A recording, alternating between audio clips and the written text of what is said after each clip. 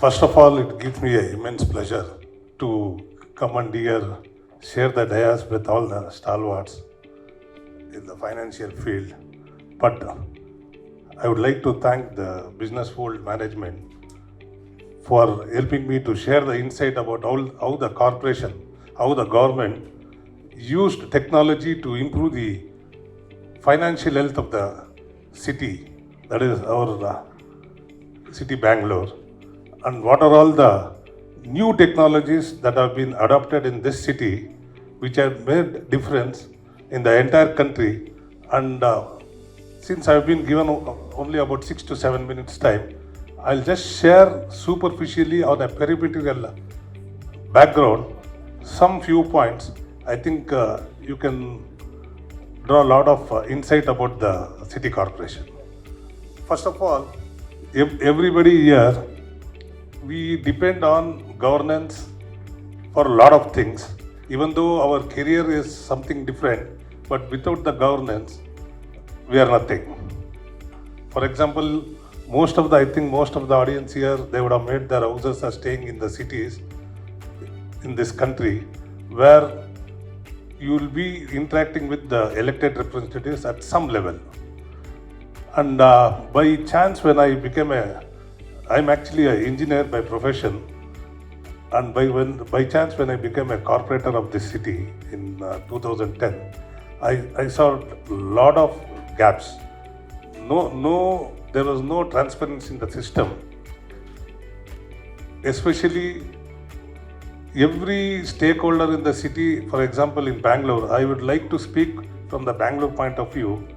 Bangalore, which was around 200 square kilometers about 15 years back, today it is 800 square kilometers and the population is nearly 1.2 crores. And we have seen a lot of people coming to Bangalore to eke out their livelihood, chasing their dreams and settling here. And there was a big problem for the rapid urbanization, and the government was not tech savvy to improve the utilities and bring in good system to the expected level of the citizens. And any city to grow, for example, the Karnataka government, Karnataka government budget is around 2.6 lakh crores. In that 1.7 lakh crores, revenue comes from the city. So city drives other places in the Karnataka for development, and this is the same in the entire country. And our country is a federal republic. Everybody knows there is a share in revenue between the city, state and the center. And for the city, the main source of income was through property tax. I think everybody knows that you'll be paying the property tax. And in Bangalore city, in 2010, the property tax was paid manually. Here I would like to draw your attention. The property tax in Bangalore in 2010, in 11, when I became the chairman, it was paid manually,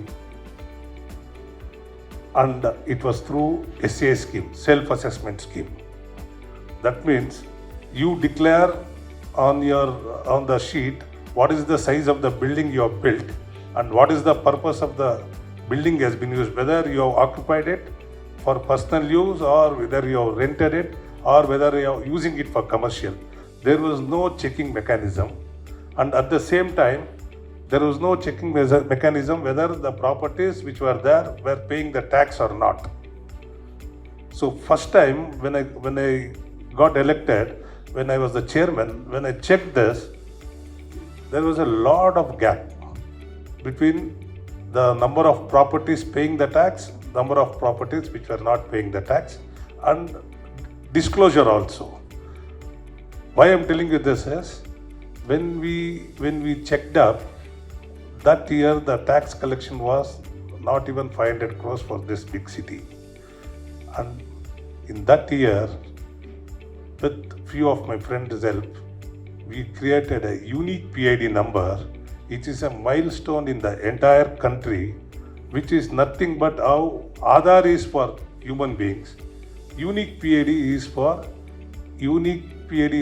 individual properties, where each property is being given a unique ID And by doing this, we eliminated manual tax payment, we eliminated tax paid by cash, we eliminated tax paid by checks also.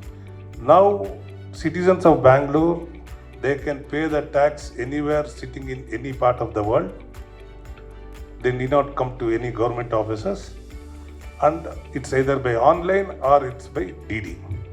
This was first done by Bangalore during my tenure as the chairman in 2011-12, and for this project, the Planning Commission of India, when Montek Singh Ahluwalia was the chairman, this was awarded the #1 project, and it was to be introduced in all the cities, urban local bodies in the country.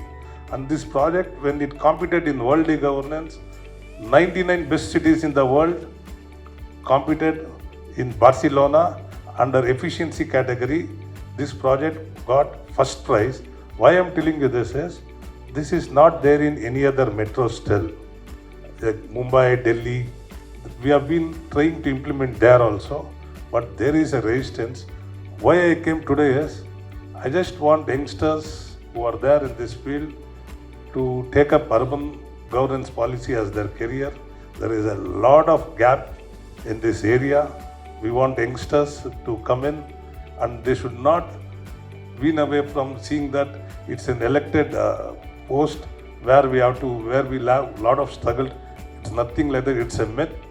And I wanted to encourage people, youngsters, to come into the governance, and whatever knowledge you have got, I think you can make a lot of difference, bring in a lot of technology into the system and make it more transparent. And all the cities in the country, every citizen in this cities, all the cities should know from where the rupee is coming and how that 1 rupee is spent.